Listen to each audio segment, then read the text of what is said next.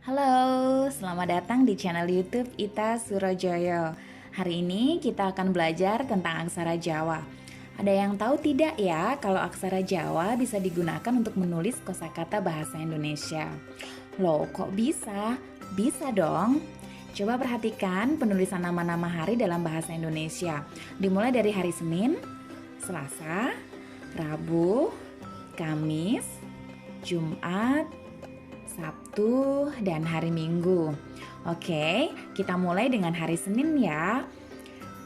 Hari Senin ditulis dengan aksara sa, kemudian ditambah sandangan pepet agar so berubah bunyi menjadi se. Kemudian kita tulis huruf no diberi wulu agar no berubah bunyi menjadi ni. Dan terakhir kita tulis kembali huruf no tapi ditambah pangkon agar aksara no mati.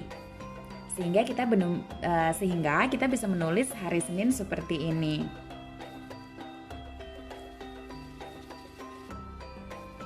Dan coba perhatikan berikut ini penulisan hari Selasa. Lalu bagaimana dengan hari Rabu? Perhatikan gambar ini. Pada kata Rabu, kita menggunakan aksara ro, kemudian po, tapi kita menambahkan suku agar bo berbunyi bu, agar kita mendapatkan kata yang akan terbaca Rabu.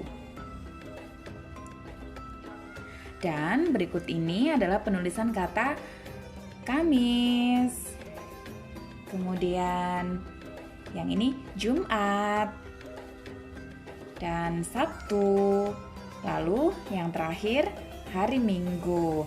Pada kata Minggu kita menggunakan cecak untuk mendapatkan suara eng.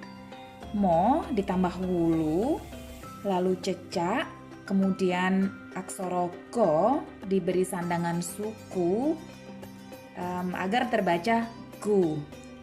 Jadi deh kata Minggu. Tuh kan, aksara Jawa bisa digunakan untuk menulis kosakata dalam bahasa Indonesia. Selamat belajar. Mari menjaga tradisi agar kita tidak kehilangan jati diri.